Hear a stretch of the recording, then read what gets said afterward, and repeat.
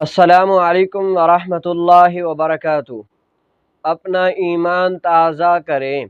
حضرت ابو ہریرہ رضی اللہ تعالی عنہ فرماتے ہیں کہ رسول اللہ صلی اللہ علیہ وسلم نے ارشاد فرمایا، اپنے ایمان کو تازہ کرتے رہا کرو۔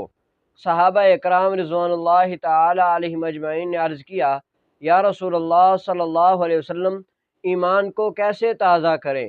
تو نبی کریم صلی اللہ علیہ وسلم نے ارشاد فرمایا کہ لا الہ الا اللہ کو پڑھتے رہا کرو۔